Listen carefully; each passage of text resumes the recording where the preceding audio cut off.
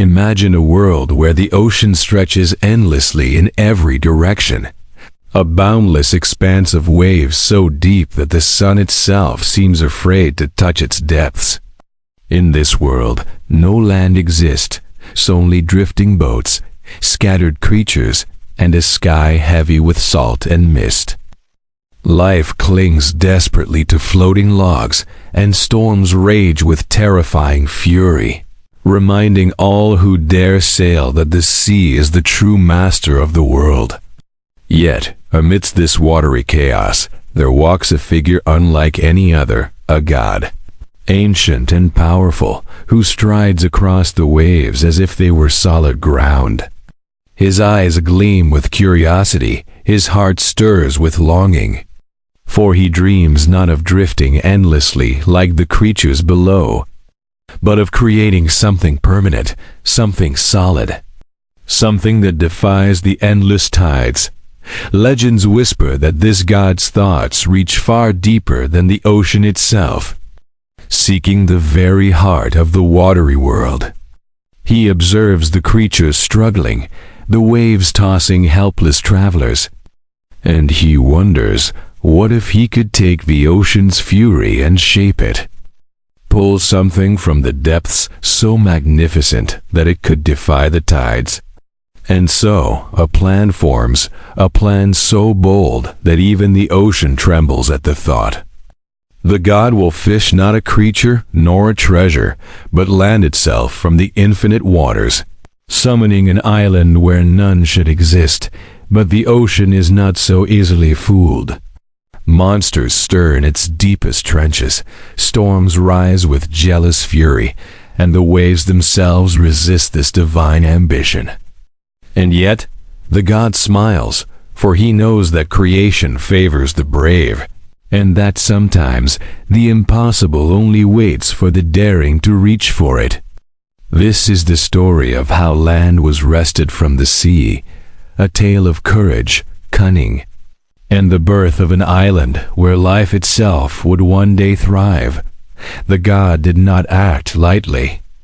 To fish an island from the ocean was no mere feat. It required patience, cunning, and a deep understanding of the sea's moods.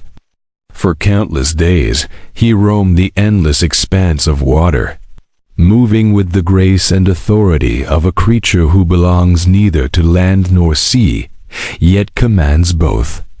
From the first light of dawn until the moon rose and cast silver paths across the waves, he observed, listening to the murmurs of the ocean. The water spoke in whispers only he could understand, tales of depths unplumbed, of creatures older than memory, of storms that had swept away kingdoms before humans even existed. His plan began with preparation. The ocean is a jealous mistress. She does not relinquish land easily, nor without contest. To fish an island from her depths, the god first needed the right tool. He forged a line stronger than any rope, spun from the sinews of sea serpents that lurked in the abyss. Tempered with lightning he drew from the storm clouds above. The hook he shaped from the spine of a leviathan, polished with moonlight until it gleamed like a shard of eternity. Every piece was imbued with intention, for the ocean tests not only strength but resolve. A weak tool or a timid hand would shatter against her waves, lost forever to the crushing depths. But tools alone could not achieve his goal. He needed strategy. The god walked the surface of the water in circles, mapping currents and eddies, listening to the rhythm of tides. He learned the patterns of the deep, where the ocean was soft and yielding, where it hid its treasure in trenches so black they swallowed light whole.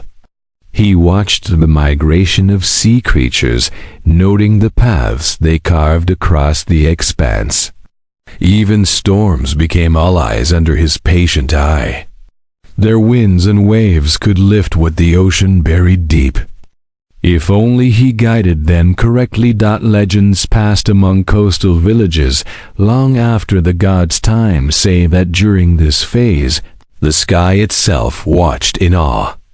Clouds gathered, not in anger, but in curiosity. Birds circled above, sensing a power greater than their own. The waves shimmered with an unspoken recognition, and even the smallest fish seemed to pause mid-swim, as if the ocean itself were holding its breath. Some scholars suggest this moment is where myth and reality blur. The god did not merely walk on water. He spoke to it, negotiated with it, and convinced it that his vision was worth the risk. The first attempt was far from perfect. With the line cast deep into the ocean's belly, he felt a tug unlike any other. The water churned violently, waves towering high and crashing down, as though the ocean sought to pull him under. The god's hands, steady and unyielding, held firm, but the hook snapped under the pressure of the unseen force beneath. The ocean had shown him the depth of her strength, and she had rejected his first plea. Yet the god did not falter. He retreated briefly to the edge of the horizon, allowing himself time to observe, to reflect. In that stillness, he learned more than any battle or struggle could have taught him. The ocean, he realized, was not merely a body of water. It was a being, aware, patient, and cunning. To triumph, he would need more than brute force. He would need cunning, timing, and respect. Days turned into weeks, and weeks into months. The god became a creature of both sky and sea, moving seamlessly between the elements. He studied storms, noting when winds softened and tides became predictable. He watched lunar cycles, realizing that the moon's pull could be harnessed to aid his task. Using these natural rhythms, he refined his tools, reinforcing the line with strands of light pulled from starlight, and weaving the hook with strength drawn from the bones of the sea itself. Each adjustment brought him closer, yet the ocean tested him relentlessly. Creatures of unimaginable size, serpents coiled with intent, monstrous fish with eyes like molten gold interfered, pulling at the line, challenging his grip. Some say he fought them, others that he outwitted them, luring them into depths where they could harm no one. Then came the moment that would define the myth forever. The god cast his line not into the shallow waves where most mortals fish, but into the darkest trench where light dared not travel and currents twisted like serpents. The line sank, threading through unseen channels, guided by the god's will. Hours passed, the ocean testing his patience as he held steady. Every muscle in his body, every fiber of being, focused on the task. Then the tug. Not small, not the playful pull of an ordinary catch, but a force so immense it seemed the ocean itself was trying to flee from the hook. The god anchored himself, planting his feet upon the surface as if it were solid earth, and began to pull. Slowly at first, then with increasing effort. Waves surged, winds screamed, and creatures of the deep rose in opposition. For every foot he gained, the ocean seemed to push back too. Hours stretched like days. Mortals watching from distant shores would have seen nothing but a storm, unaware that within it an immortal struggle was unfolding. Legends whisper that the sea boiled and roared with jealousy, that its depths churned as if it sought to reclaim what the god had dared to take. Yet he persisted, and then the first glimpse, a dark mass rising from the abyss, shimmering with water and life. A mountain of stone and soil, wrapped in the embrace of the ocean, lifted inch by inch, revealing the beginnings of what would become an island.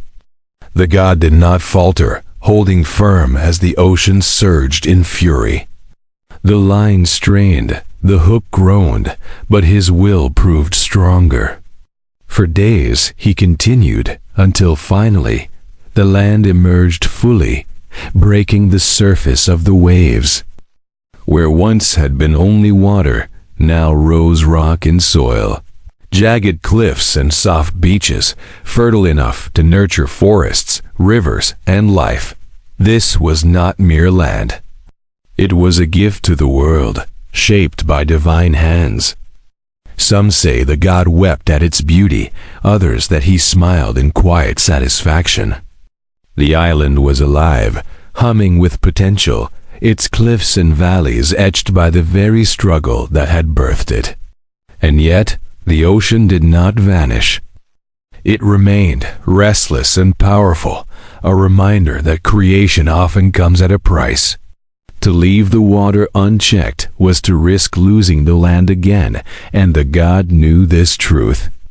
He marked the island, placing talismans in secret coves and atop the highest peaks, to ensure it would endure against storms, tides, and time itself. The island's emergence became legend. Sailors spoke of a land that rose from the sea without warning, of cliffs appearing where only waves had existed, and of a deity walking upon the water, unseen yet undeniably present. Over generations, people came to live on this land, farming its fertile soil, drawing from its rivers, and revering it as sacred. The god, having completed his task, returned to the vastness of the ocean, watching from afar as life blossomed where only water had once reigned. And though he vanished from sight, his presence remained in the mountains that pierced the sky, in the rivers that nourished life, and in the wind that carried stories of his daring. But the story does not end with the island's creation. The god's act set into motion forces far beyond his immediate intention. Islands, once fished from the sea, became centers of culture, civilization, and myth. The first inhabitants learned to honor the sea, understanding that their land was born of struggle, patience, and divine intervention. Festivals arose, songs were sung, and rituals developed to commemorate the act, each generation passing down the tale of the god who dared to challenge the ocean itself. Scholars note that these early traditions often mirrored the god's own approach respecting nature, observing its rhythms and working in harmony rather than conflict. And yet, whispers persist of the ocean's lingering jealousy. Storms that rage without warning, waters that rise suddenly, or currents that sweep away the unwary. Some say these are the ocean's reminders that no land is ever truly free from its depths. Mortals learn to honor both land and sea, balancing their lives with caution. For the god's triumph was not a gift without responsibility. His lesson was clear. Creation requires courage, respect, and constant vigilance. The God story, passed down through centuries, inspired countless myths across distant cultures.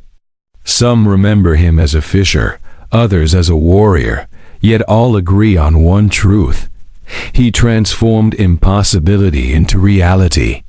From the vast, empty ocean, he drew forth life, reshaping the world with determination, wisdom, and reverence. The island he fished remains a testament not only to divine power, but to the enduring principle that even the impossible can be achieved when vision, skill, and perseverance converge. This section of the legend shows us that the act of fishing an island was not simply about land. It was about understanding the rhythms of the world, engaging with challenges beyond mortal comprehension, and respecting the forces that shape existence. It is a story that invites reflection, not only on the power of gods, but on the potential within those who dare to act with patience, insight, and courage. In the next chapter, we will see how the island, once raised from the ocean, became a crucible for life, a home for civilizations, and a place where the god's influence continued to ripple through generations, shaping the world in ways both subtle and profound. Once the island had risen from the ocean, it was not yet the paradise the god had envisioned. Though its cliffs pierced the sky and its soil was fertile, it lacked life. No trees swayed in the wind, no rivers danced across the valleys, and the air carried the emptiness of creation itself. The god, observing his work from the edge of the waves, knew that raising the land was only the first act in a grander symphony. To truly bring the island to life, he would need to summon creatures, plants, and elements that could coexist in harmony, forming a self-sustaining world. The first challenge was the soil.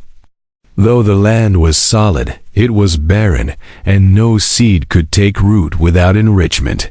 From the depths of the ocean, the god drew fine, dark silt rich with minerals, a substance that had nourished coral kingdoms for millennia.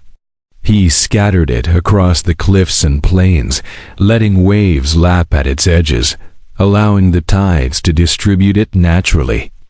With this layer in place, the god whispered to the winds, and soft breezes carried spores from distant lands, depositing them in fertile patches.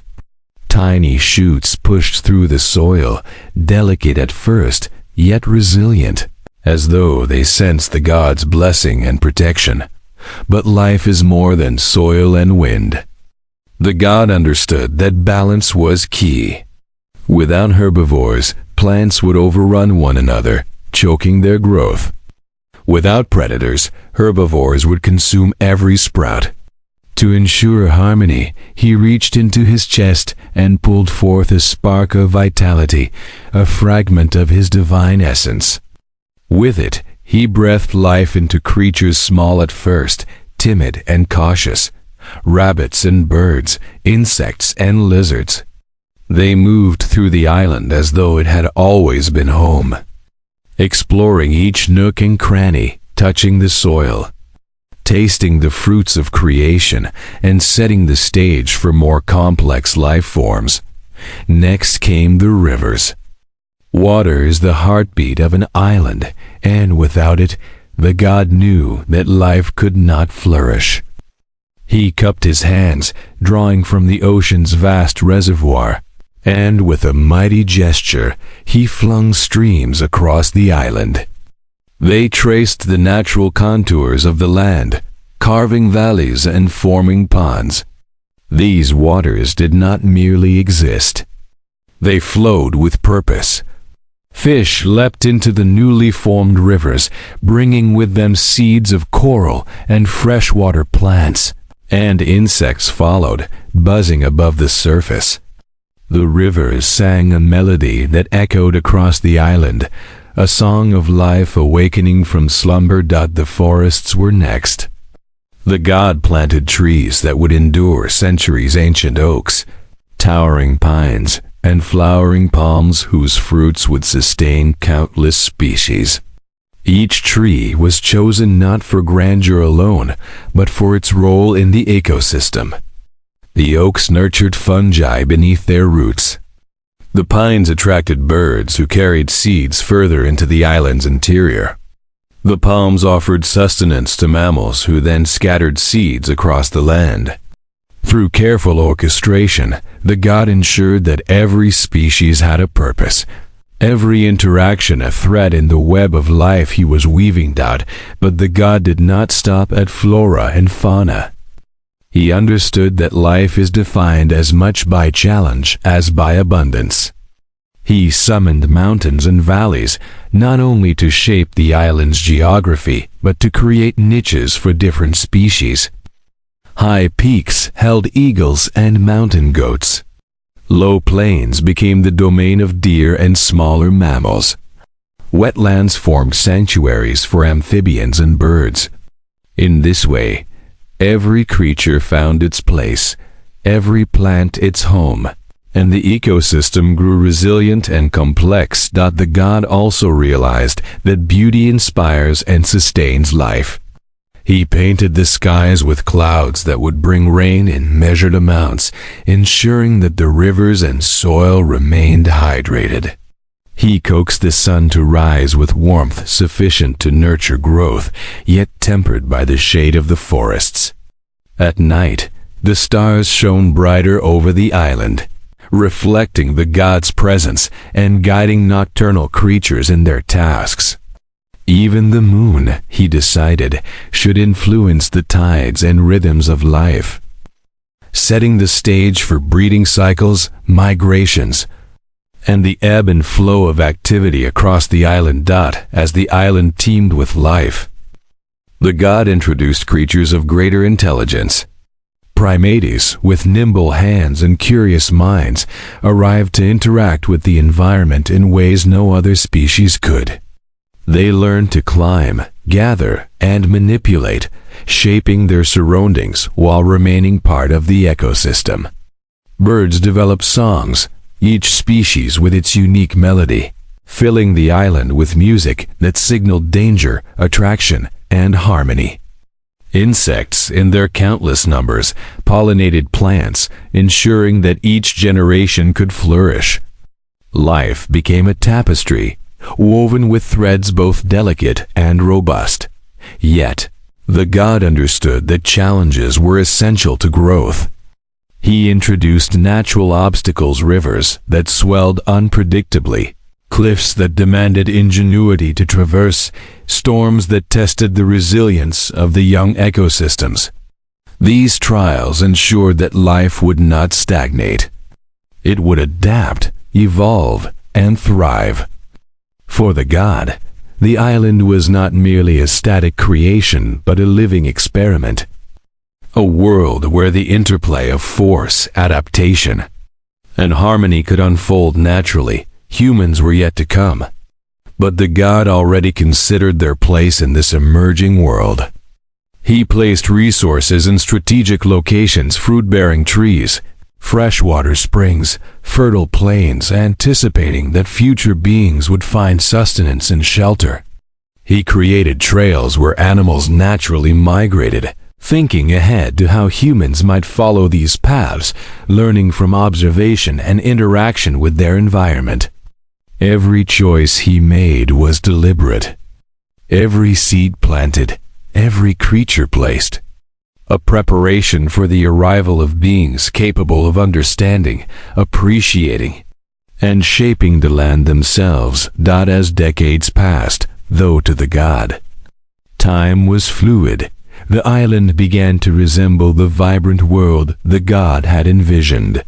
Forests swayed in the wind, rivers sparkled in the sun, and animals moved with confidence, each species aware of its niche and role. Predators hunted with precision, herbivores grazed without depleting resources, and plants flourished in a dynamic balance. The island was alive, a miniature world functioning independently, yet always under the watchful eye of its divine architect. The god did not remain a passive observer. He engaged with the life he had created, guiding where necessary, intervening subtly in moments of imbalance. When a river threatened to flood an entire valley, he adjusted its course with a gentle wave of his hand. When a species overpopulated, he introduced predators to restore equilibrium. His influence was invisible yet omnipresent, ensuring that the delicate dance of life continued without collapse. Stories passed among early human settlers, though they arrived much later, describe mysterious signs of the god's presence. Footprints across the rivers, trees growing in impossible formations, and animals behaving with uncanny awareness. Some believed the god walked among them in human guise, teaching them survival, respect, and reverence for the land. Others insisted he remained in the hidden corners of the island, his gaze always on the horizon, ensuring that creation endured. The island also developed microclimates, each tailored to specific life forms. Rainforests emerged in the humid north, temperate forests in the south, and arid plains and sheltered valleys. The god had planned these variations meticulously, ensuring that no single environment dominated and that species could thrive in diverse conditions. Rivers carved deep canyons, caves formed with mineral-rich deposits, and cliffs held nests for birds and mammals alike. Every element reinforced the stability of the ecosystem, making the island resilient to natural disasters and capable of sustaining life across generations. As life stabilized, the god turned his attention to cycles, birth, growth, death, and renewal. He introduced decomposition, allowing plants and animals to return nutrients to the soil, creating an unbroken loop of life. He orchestrated migrations of birds and fish, ensuring that populations balanced naturally. Even the wind and rain played roles in these cycles, distributing seeds, regulating temperature, and shaping the island's terrain over centuries. In this way, the god created not just a place of life, but a system capable of sustaining itself indefinitely. Finally, the god stepped back to admire his work.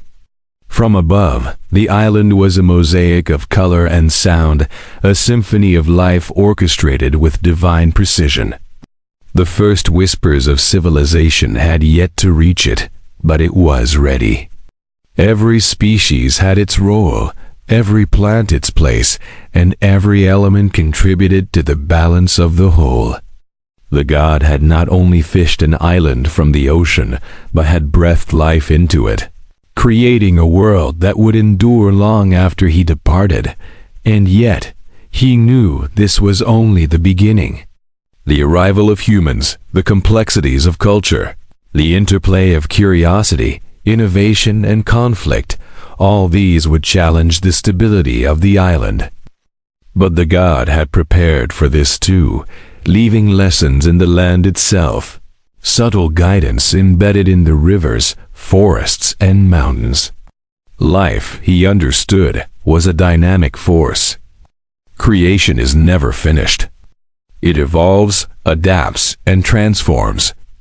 His role, though less direct, would remain an invisible hand guiding the pulse of the island, ensuring that the balance he had fought so hard to establish would persist through ages. Thus, the god's work continued, not through the dramatic act of fishing the island from the ocean, but in the quiet, persistent shaping of life, ecosystems, and the delicate web of existence.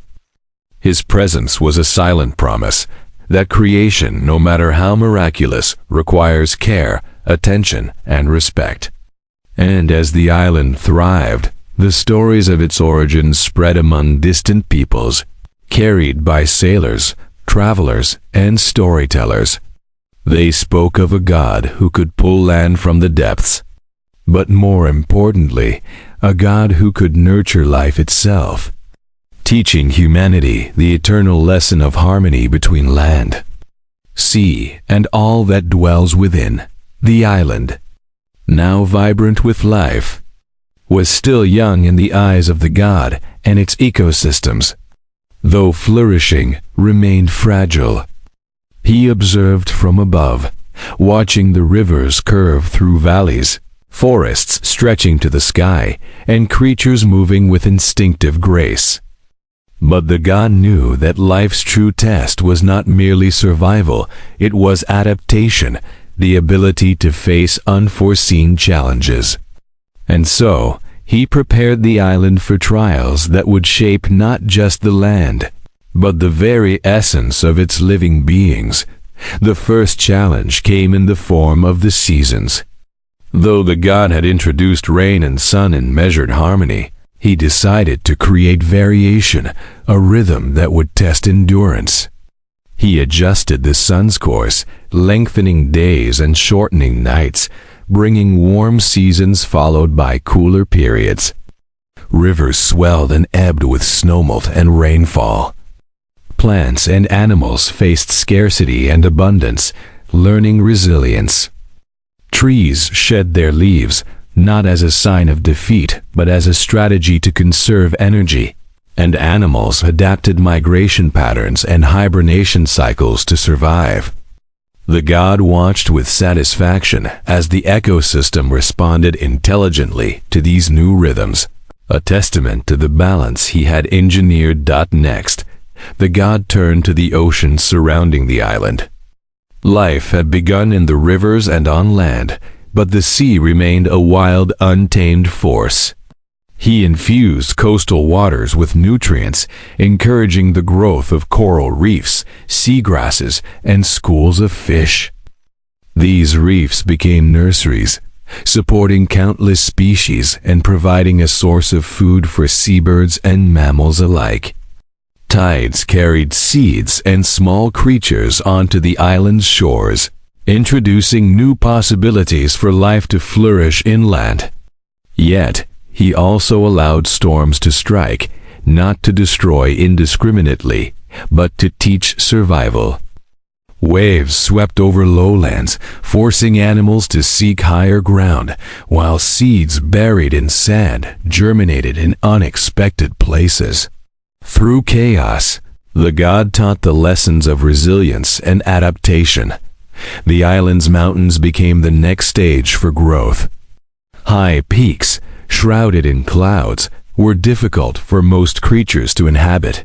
Yet the god introduced hardy species, mountain goats, eagles, and snow foxes that thrived in harsh conditions. Their presence shaped the land in subtle ways. Goats grazed selectively, preventing certain plants from overrunning the slopes. Birds of prey controlled small mammal populations. Snow foxes hunted and scavenged, keeping balance. The god ensured that each species had purpose and that no single force dominated, reinforcing the delicate equilibrium of life. Meanwhile, the god began to craft more intricate relationships between species. Flowers developed vibrant colors and intricate shapes, not merely for beauty, but to attract specific pollinators. Birds evolved songs that communicated danger, attraction, or territory, while insects carried pollen and seeds to distant regions. Predators learned hunting strategies that balanced the prey population without causing extinction. Life became a complex web, every strand reinforcing another, a network of cause and effect that the god monitored carefully. Humans, though not yet present, were not forgotten. The god foresaw their arrival and left subtle signs in the landscape. Fruit trees grew in clusters near fresh water. Caves offered shelter. Fertile plains provided space for cultivation. Rivers were navigable, allowing early humans to explore and settle. The god's foresight ensured that when humans arrived, they would encounter a world that encouraged curiosity, learning, and respect for nature. Every aspect of the island was a silent guide, shaping human behavior long before their conscious understanding evolved. The god also contemplated the concept of danger. Without challenges, life would stagnate. And so he introduced natural threats, sudden storms, flash floods, wildfires, and earthquakes. These events, though destructive, encouraged innovation, migration, and adaptation. Trees developed fire-resistant bark. Animals learned to flee or hide. Rivers carved new courses, creating fertile floodplains. The god observed how these events spurred growth and resilience, reinforcing the dynamic nature of life. At the same time, the god nurtured cooperation. Some species benefited from symbiotic relationships. Birds fed on parasites found on large mammals. Insects pollinated plants while feeding on nectar. Fungi decomposed fallen trees, enriching the soil for new growth. Through these connections, life on the island learned to thrive not through dominance, but through interdependence. The gods saw that cooperation was as essential as survival instincts, a lesson that would later influence the humans who called the island home. The island's rivers became corridors of life. Fish carried nutrients upstream and downstream. Amphibians bridged land and water ecosystems, and mammals relied on these waters for drinking and hunting. The gods sculpted riverbanks with careful intention, creating wetlands that filtered water, prevented erosion, and provided habitats for countless species. Each ripple of the river carried with it a story of life, an unseen thread connecting mountain peaks to coastal reefs. The god's attention then turned to the skies. He painted sunsets and sunrises with colors that inspired awe, guiding the daily cycles of creatures below. Clouds brought rain where it was needed, lightning fertilized the soil, and winds distributed seeds across distant valleys. Birds followed thermals and currents, learning navigation skills essential for survival. Even the nocturnal creatures were guided by the moon and stars, which the god positioned to provide subtle cues for hunting, migration, and reproduction. With the stage set, the god introduced more complex species, those capable of reasoning and tool use. Primates adapted to their environments, learning to manipulate objects, communicate, and cooperate. They discovered fire, first as warmth and light, then as a tool to alter their surroundings. These intelligent creatures transformed the landscape not out of malice, but from curiosity and necessity.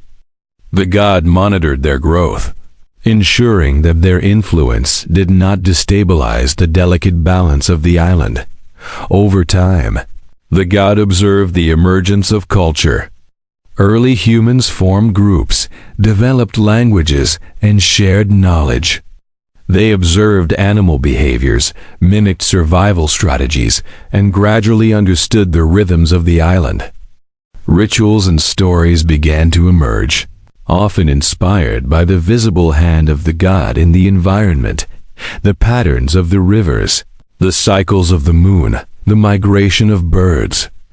These narratives became the foundation of myths, embedding lessons about balance, respect, and coexistence within the fabric of human society. The god also considered mortality. Life was abundant, yet fragile. He introduced diseases, both to control populations and to challenge resilience. Some animals succumbed. Others adapted, developing immunity or new behaviors to survive. Predators thrived, ensuring that weaker members were removed from populations, strengthening the overall gene pool.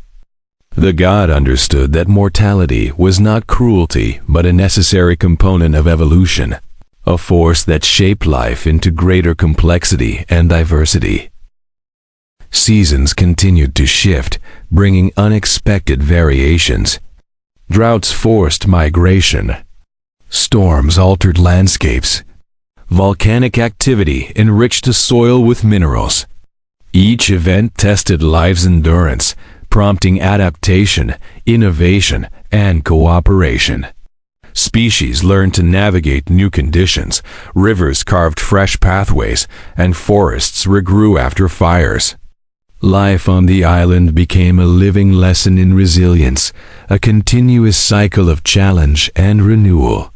Orchestrated by the god's unseen hand, the god also fostered creativity among humans. Observing their use of tools and fire, he subtly guided discoveries that enhanced survival. They learned to build shelters, craft clothing, and cultivate crops. Hunting techniques improved, leading to more efficient use of resources.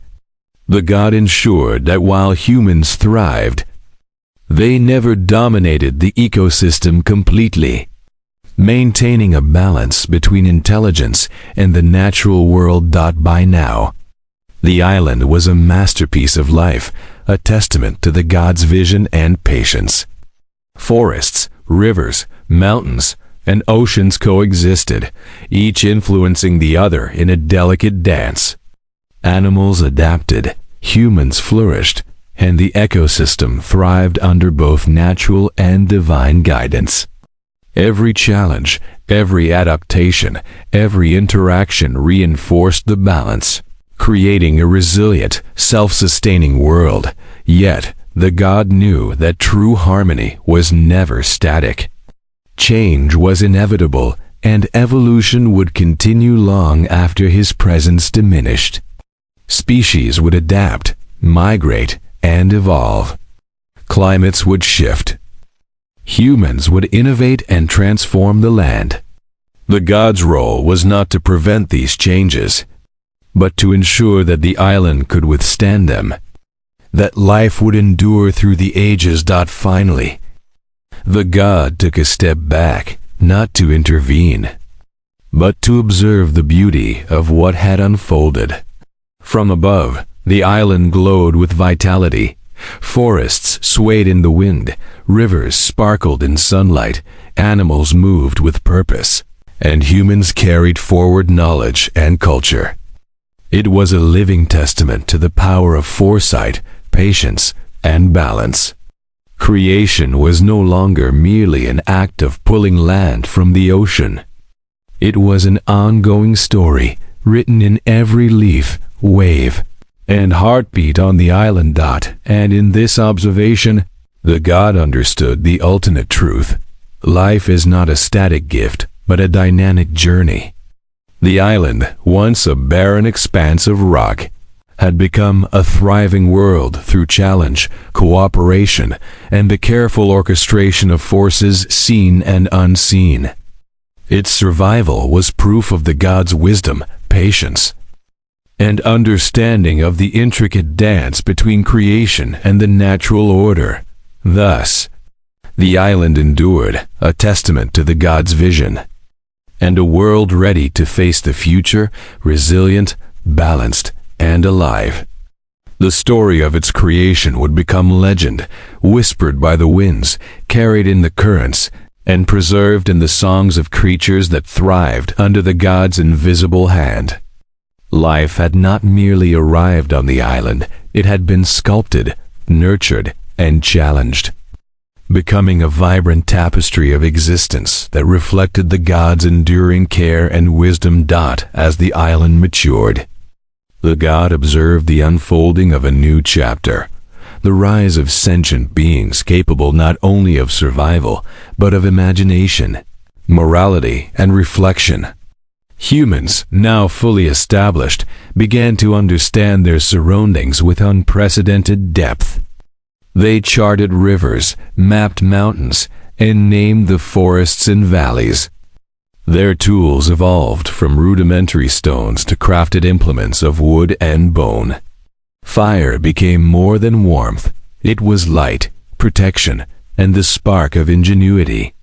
The god watched, knowing that these developments were the seeds of civilization. Yet, with knowledge came the complexity of choice. Humans began to confront concepts of life and death, territory and ownership, cooperation and conflict. The god realized that the ultimate test of the island's creation was not merely the thriving of species, but the wisdom humans would develop from their interactions with the environment. Some tribes learned to hunt sustainably, observing the rhythms of animal populations, while others overexploited resources, facing famine or disease as consequence.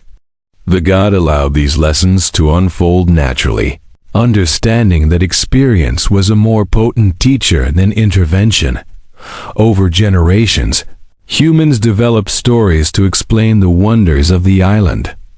They spoke of a god who fished land from the ocean, who shaped rivers, raised mountains, and guided the first creatures. These myths were more than tales. They were a reflection of the humans' growing comprehension of balance and respect for life. Elders told of the storms that could destroy and the rains that nurtured, of predators and prey bound in eternal cycles, and of the mysterious ways in which the land itself seemed alive. Through these narratives, the god's presence remained felt. Even when unseen, the god also observed the rise of culture, art, and ritual. Humans painted on cave walls, depicting animals, celestial patterns, and legendary events. They sang psalms that mirrored the rhythms of nature, the crashing of waves, the rustle of leaves, the cries of birds. These expressions were more than aesthetic, they were a way to connect with the invisible forces shaping their world. Some humans began to notice patterns in the stars, mapping constellations and aligning sacred sites with celestial events. The god smiled, knowing that curiosity and reverence were key to the island's ongoing harmony. Yet, the island was not without conflict. Humans, in their growing numbers, began to compete for fertile land, fresh water, and game. Some tribes waged war, leaving scars upon the forests and rivers. The god did not intervene directly, but allowed nature to reclaim and heal. Rivers changing course, forests regrowing, and animals shifting habitats. These natural forces reminded humans of their place within the greater web of life. Over time, many communities learned that cooperation, rather than conflict, ensured survival.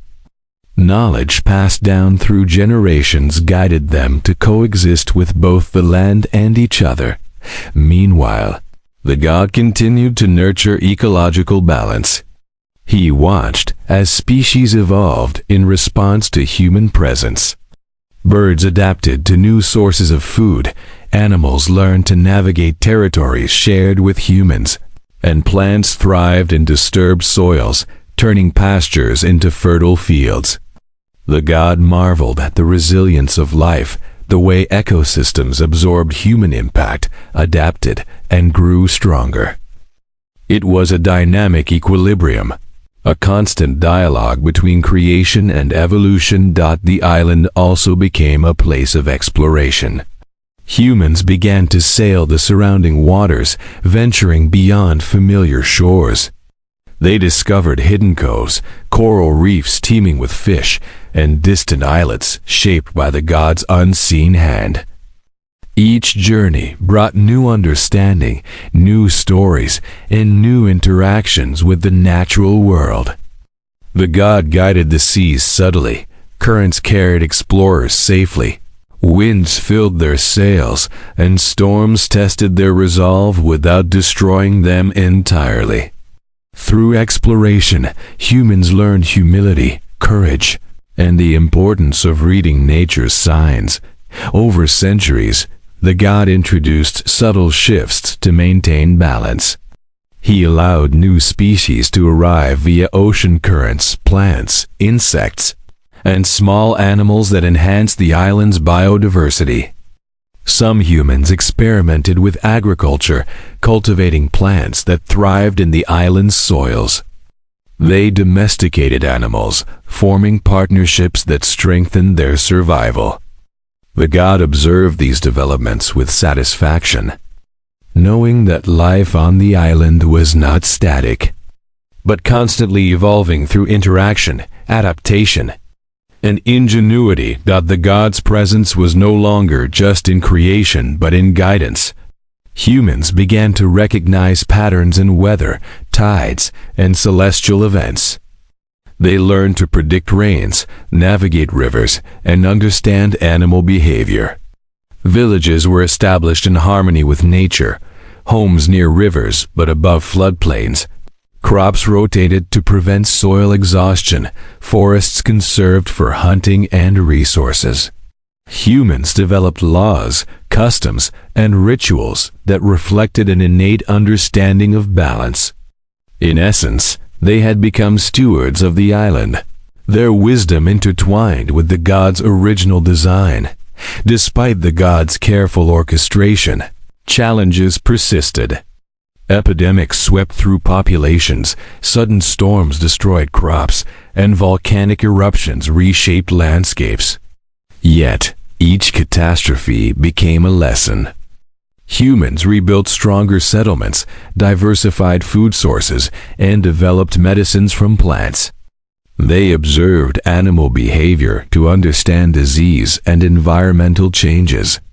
The god understood that adversity was essential, not to punish, but to foster growth, resilience, and innovation. Through struggle, humans became wise, adaptable, and deeply connected to the island. The god also watched the evolution of human thought. Philosophies and spiritual practices emerged, questioning existence, morality, and the mysteries of life. Temples and sacred sites were built near rivers, mountains, and groves, places where the divine seemed tangible. Humans pondered the stars and oceans, the rhythms of life and death, and the delicate balance that allowed survival. These reflections were the god's ultimate triumph, creation not merely as a physical act, but as a catalyst for awareness, introspection, and reverence. As millennia passed, humans began to leave artifacts of civilization: pottery, woven cloth, intricate carvings depicting the god's acts of creation. They recorded their history, myths, and discoveries, creating a tangible memory of the god's work. Some humans journeyed beyond the island, carrying seeds, knowledge, and stories to distant lands.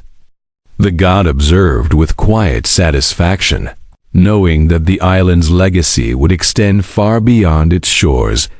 The god also watched the subtle interplay of time and memory.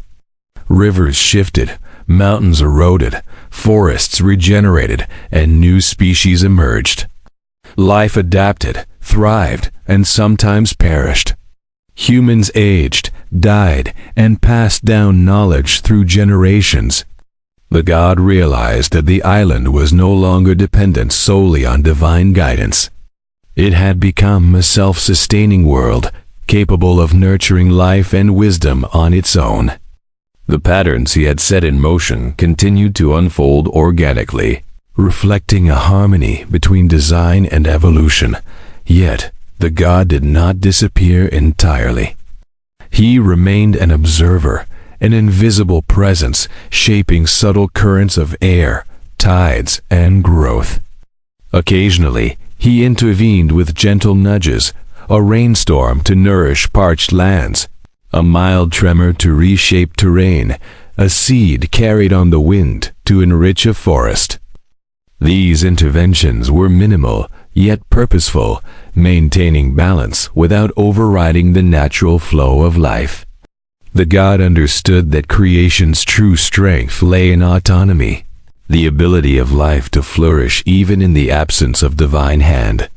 Finally, the god reflected upon the journey. From a barren rock pulled from the ocean to a thriving island teeming with life, every moment had been deliberate. Every challenge designed to foster growth, resilience, and harmony.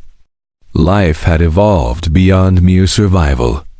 It had learned, adapted, and reflected. Humans had become co-creators, stewards of the island, carriers of stories and wisdom. The god's vision had been realized, not just a physical island, but a living, breathing testament to the interplay of power, patience, and balance. As the sun set over the island, casting golden light across forests, mountains, and rivers, the god felt a profound sense of completion.